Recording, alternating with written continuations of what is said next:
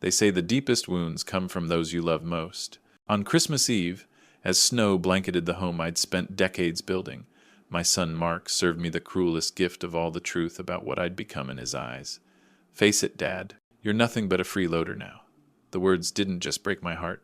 They awakened something I thought had died with my wife, the will to fight for what's mine. What's the most shocking family betrayal you've witnessed?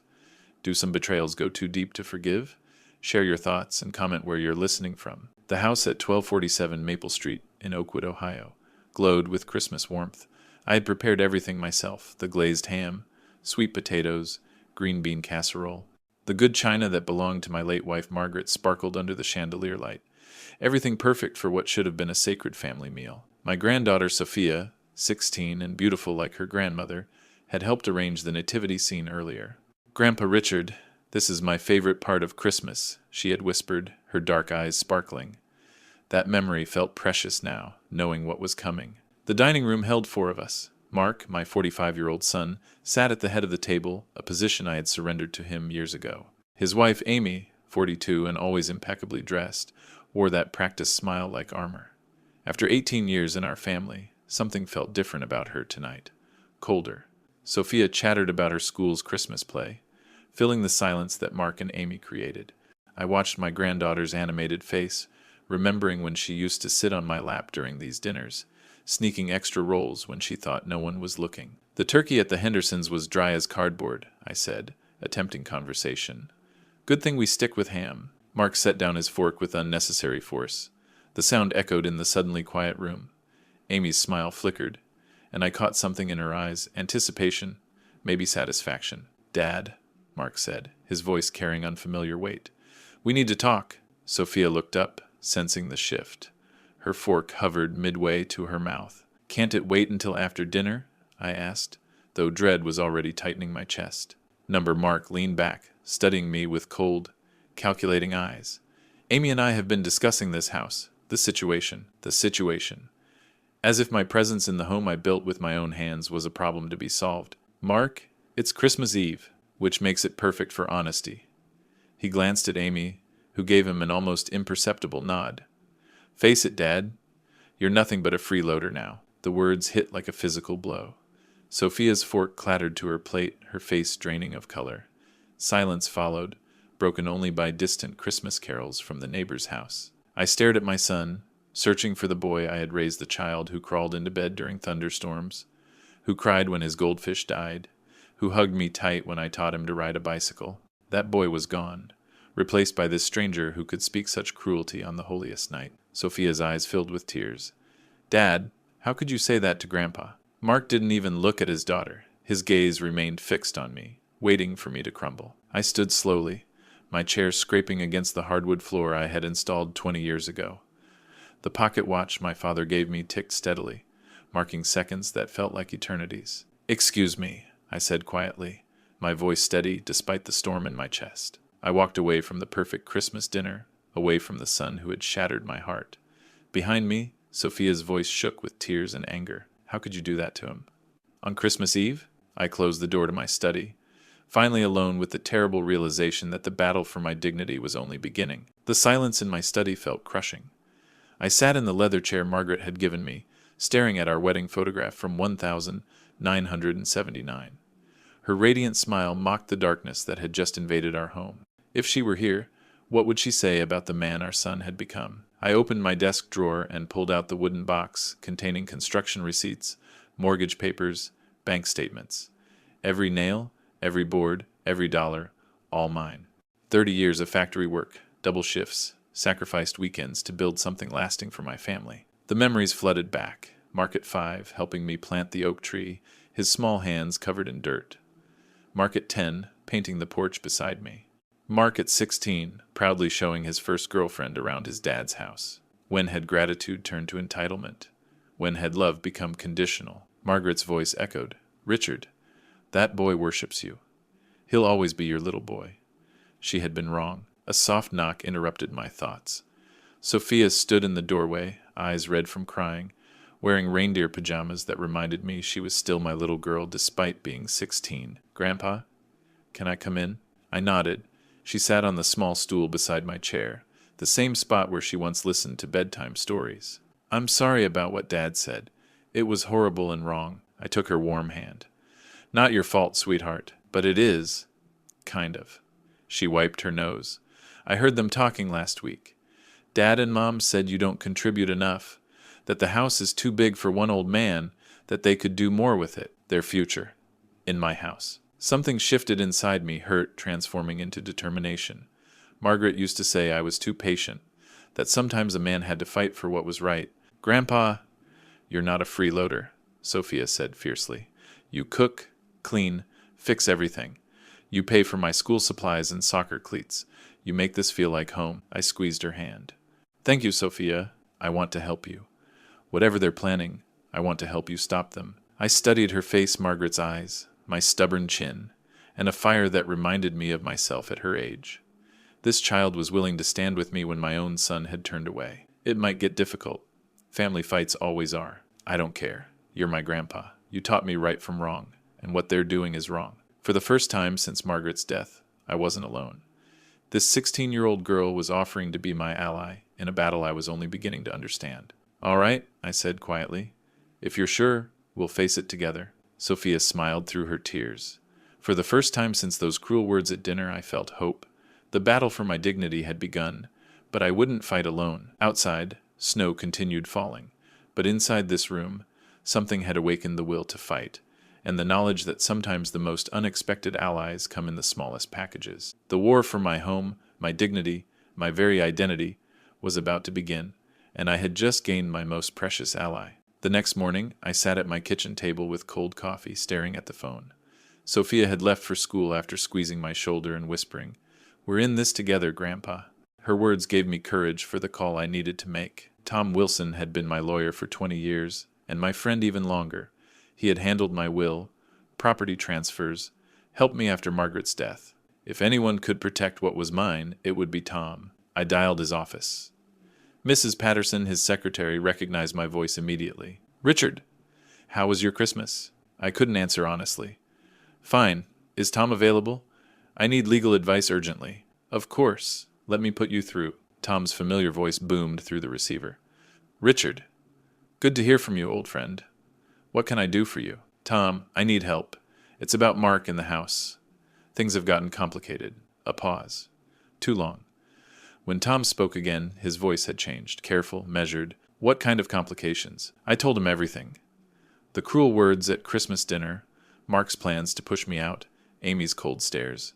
I explained my fears about being declared incompetent or forced into a nursing home. The silence stretched uncomfortably. "Richard," Tom said finally, "I think you're overreacting. Mark loves you. Maybe he had a bad day, said things he didn't mean." My heart sank. "Tom," you didn't hear the hatred in his voice. "Look, we're getting older. Maybe Mark has a point. The house is expensive to maintain. Maybe it would be better if you signed power of attorney. Let them handle things." The words hit like a slap. "You're suggesting I surrender my property rights?" "I'm suggesting you trust your family." His voice grew firmer. "Richard, Mark contacted me last week." Ice filled my veins. "Mark contacted you? He's concerned about you. Thinks you're becoming forgetful, not making sound decisions. He asked me to prepare some documents as a precaution." The betrayal was complete. My oldest friend had been conspiring with my son behind my back. "What documents, Tom?" "Nothing dramatic. Power of attorney, maybe a deed transfer for tax purposes."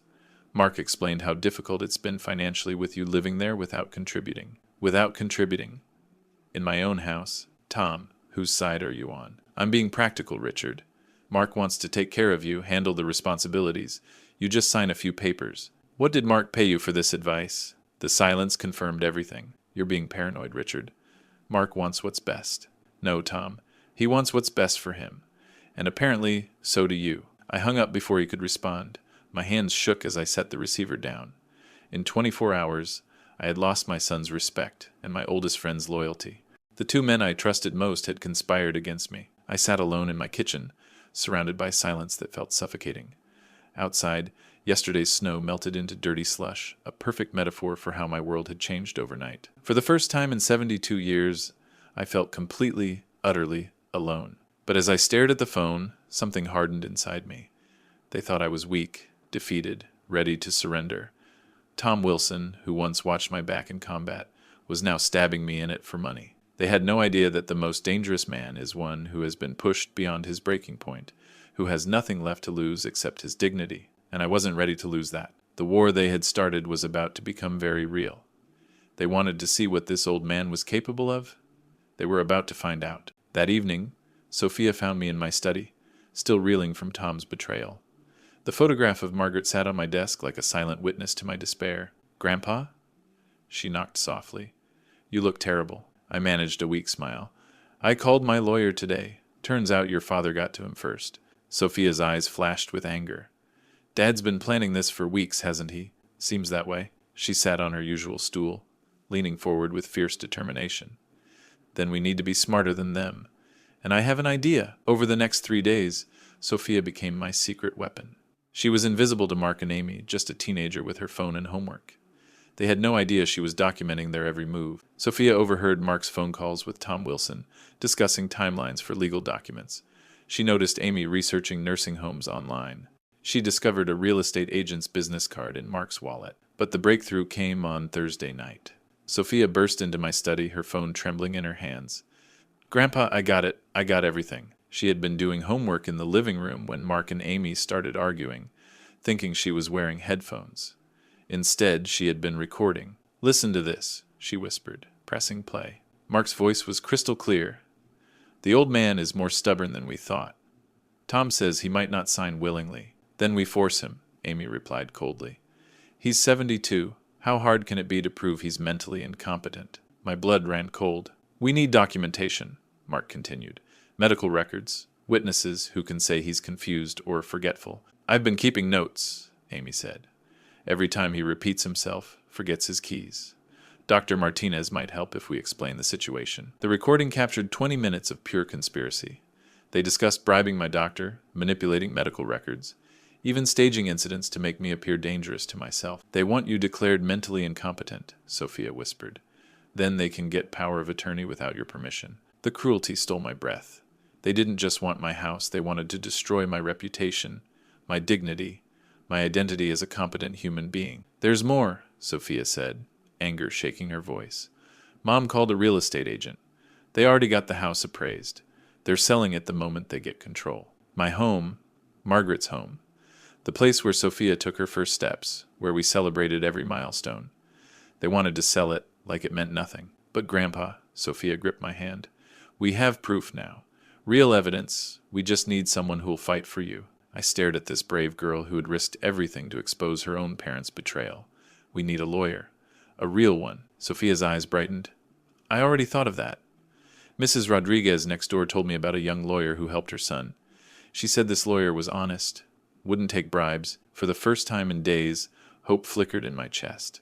Sophia hadn't just gathered evidence, she had found us a path forward. "What's her name?" "Sarah Chen." "And Grandpa?"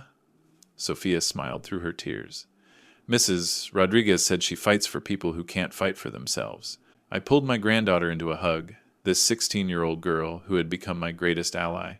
Mark and Amy thought they were so clever, so careful.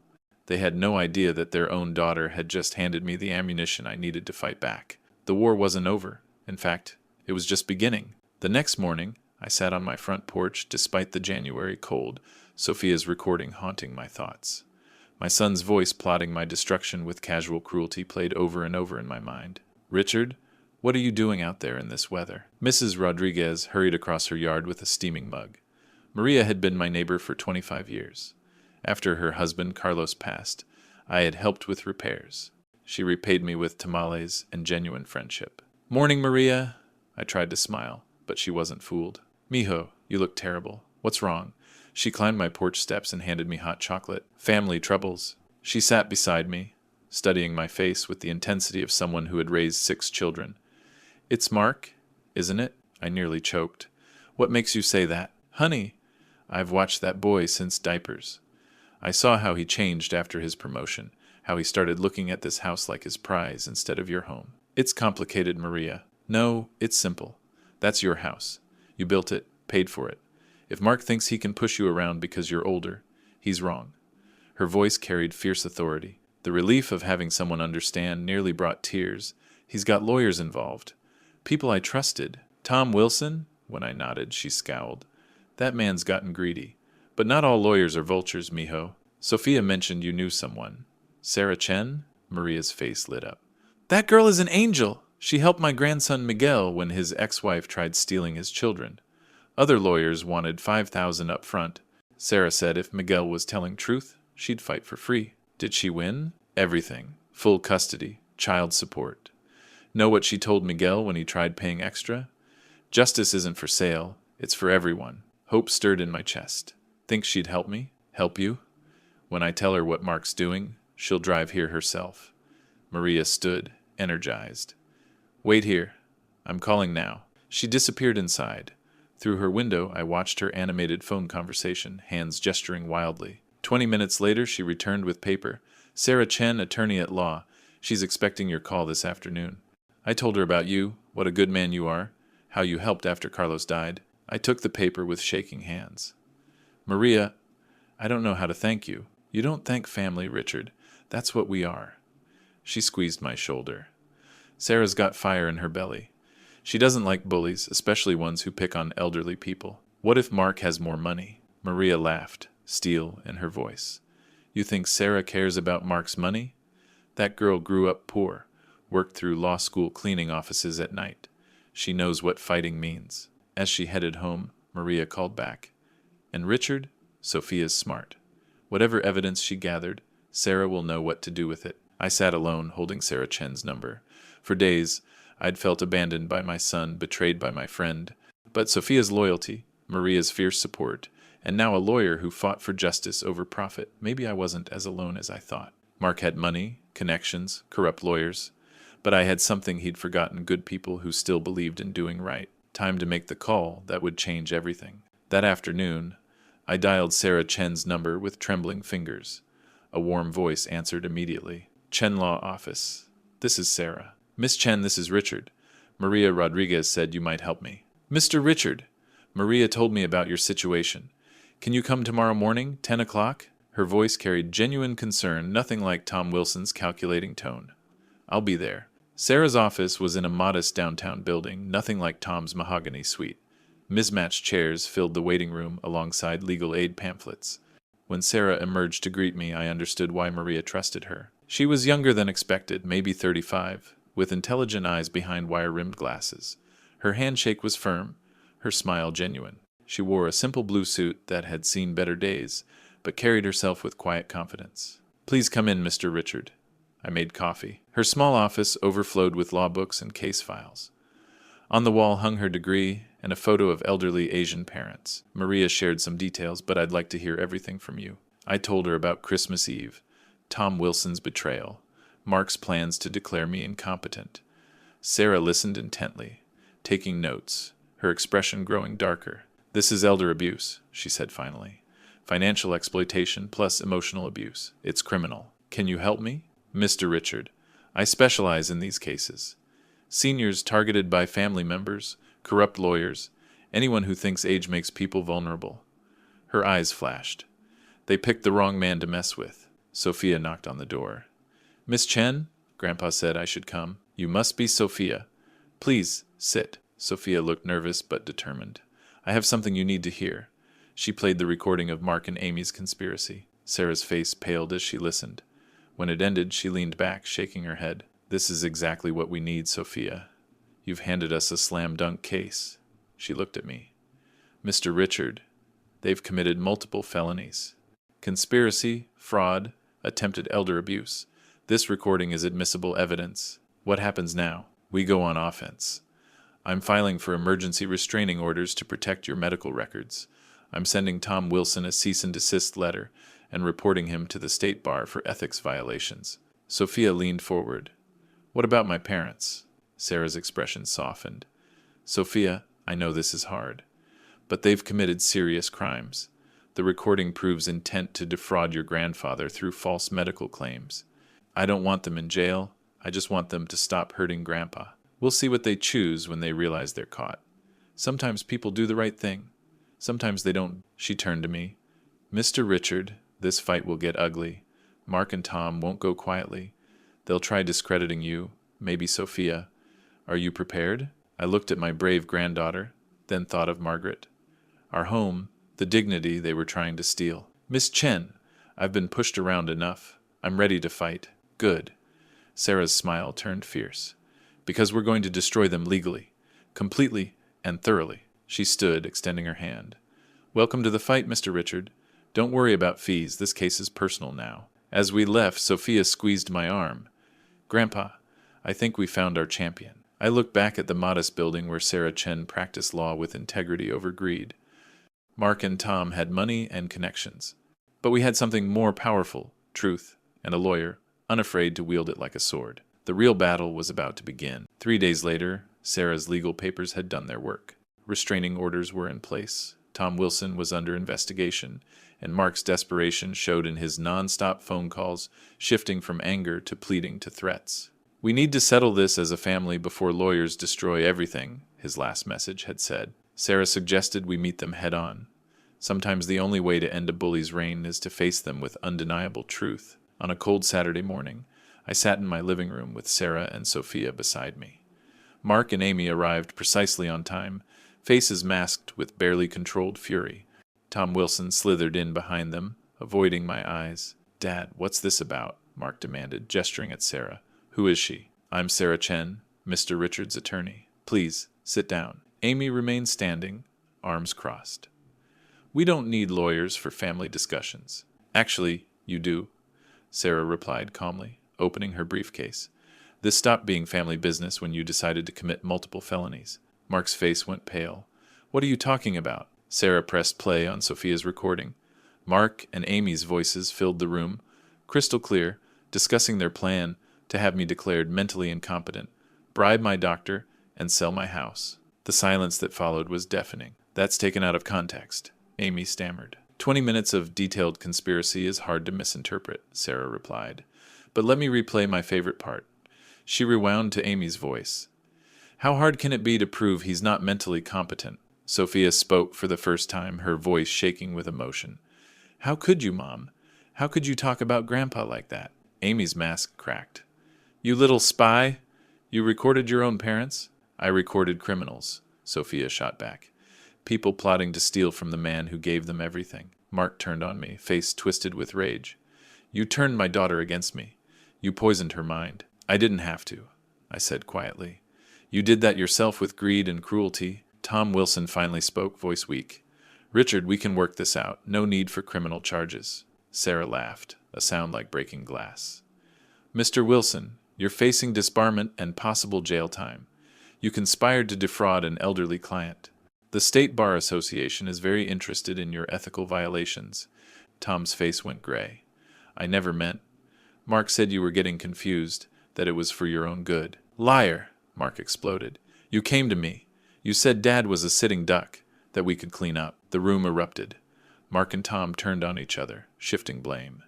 Amy sat heavily, composure shattered. Sophia watched her parents destroy each other with sadness and disgust. Enough! I stood, my voice cutting through their chaos. For the first time in months, I felt my full strength, my dignity restored. You want to know what's for my own good? Having people who love me instead of seeing me as an obstacle to their greed. I walked to my desk and pulled out a folder.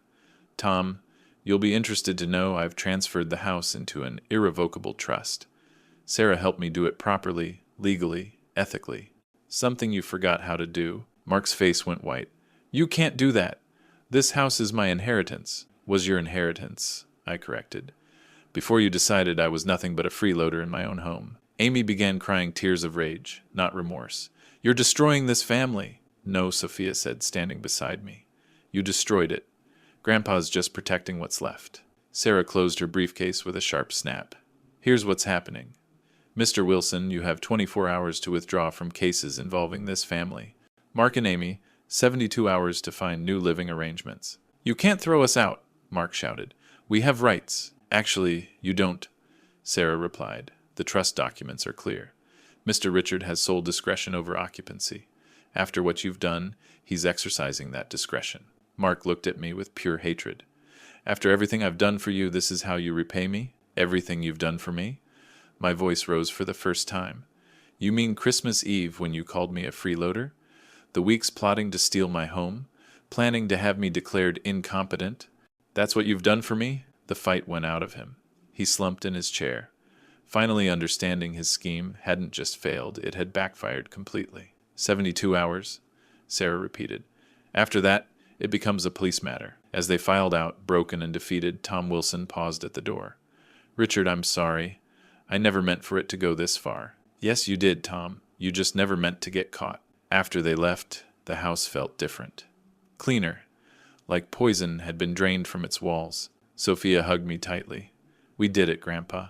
We actually did it. Sarah packed her papers, smiling.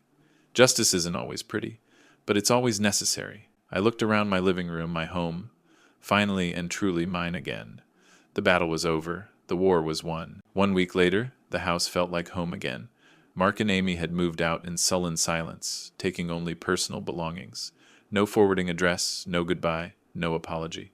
Just empty rooms slowly filling with peace. Tom Wilson had withdrawn from all cases involving my family and faced a state bar investigation that would likely end his career. The local newspaper ran the story. Elderly man fights back against family fraud. The headline made me wince, but Sarah said it would help other seniors recognize warning signs. Sophia and I sat in the kitchen on Sunday morning, sharing pancakes and planning her future. She had decided to stay with me permanently, and her parents hadn't fought it. Perhaps they knew they had lost any moral authority to claim her. Grandpa, Sophia said, cutting her pancakes into precise squares like she had since childhood, do you think you'll ever forgive Dad? The question I had been dreading and expecting. I set down my coffee and looked at this remarkable young woman who had saved me when I couldn't save myself. Sophia, forgiveness is complicated. Your father didn't just try to steal my house. He tried to steal my dignity, my independence, my very identity. I paused carefully. Some betrayals cut too deep to heal, but he's still my dad. And your son? Yes. And that makes what he did even more unforgivable. I took her hand. Sophia, I spent 45 years loving that boy, sacrificing for him, building his future, when I needed him most. When I was vulnerable, he saw me as nothing but an obstacle to his greed. Her eyes filled with tears. So you'll never speak to him again? I didn't say that. But forgiveness? That's something he would have to earn, and I don't think he understands what that requires. I squeezed her hand. He would have to acknowledge what he did, make amends to both of us, and prove through years of changed behavior that he's become different. Do you think he ever will? I thought of Mark's hatred-filled face when his scheme failed. Honestly, he'll blame everyone but himself. He'll tell people I'm a vindictive old man who turned his daughter against him. He'll never accept responsibility. Sophia wiped her eyes. That makes me sad. Me too, sweetheart. But I've learned something important. Family isn't just about blood. It's about loyalty, respect, and love. You've shown me more of those qualities in recent weeks than your father showed in years. She smiled through tears. So, what happens now? Now we build a new kind of family. You and me, Sarah, Mrs. Rodriguez, all the people who stood by us. I gestured around the kitchen, morning light streaming through windows I had installed decades ago. This house has seen love and pain, but it's still standing, and so are we. Sophia hugged me fiercely. I love you, Grandpa. I'm proud to be your family. I love you too, Sophia, more than you'll ever know. Later, Sarah stopped by with final paperwork.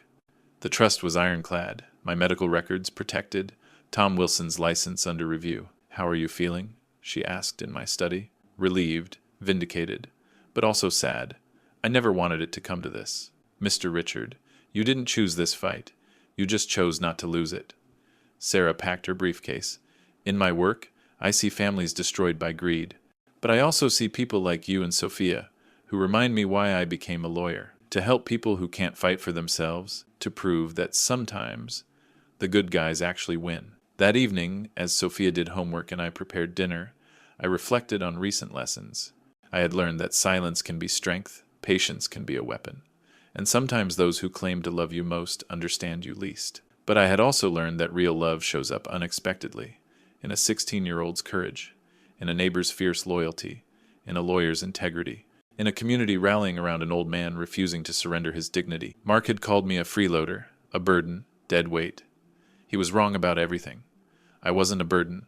I was a foundation. I wasn't dead weight. I was an anchor. I wasn't a freeloader. I was a man who had earned his place through decades of work, sacrifice, and love. Watching Sophia plan a future that included both of us, I felt something I hadn't experienced in years: complete peace. The war was over, justice had prevailed, and the most important battle for my granddaughter's heart and future had been won by simply being the man I had always tried to be. Some stories end with forgiveness and reconciliation. This one ends with something rarer: the knowledge that dignity, once lost, can be reclaimed, and that family is built on respect rather than obligation. The house settled around us with familiar sounds, and for the first time in months, they sounded like contentment. Sometimes the most powerful betrayal stories are the ones that end not in defeat, but in redemption. Richard's journey shows us that when family turns against us, God often reveals who our true allies really are. Through Sophia's courage and Sarah's integrity, we see how divine providence works through ordinary people to deliver extraordinary justice. These grandpa stories teach us that respect isn't automatically earned through age, it's maintained through character. When Mark chose greed over gratitude, he lost more than a house, he lost his moral compass. But God had already prepared a different path, one where loyalty and love would triumph over manipulation and betrayal. The beauty of grandpa stories like Richard's lies in their universal truth: dignity cannot be stolen, only surrendered. In a world filled with betrayal stories, we need reminders that standing up for what's right, even when it's difficult, is always worth it. God sees every silent sacrifice, every moment of patience, and every act of courage. What betrayal stories from your own family have taught you about resilience? How have the grandpa stories in your life shaped your understanding of true strength? Share your experiences in the comments, subscribe to our channel for more inspiring tales, and pass this story along to someone who needs to remember that with God's help, justice always finds a way to prevail.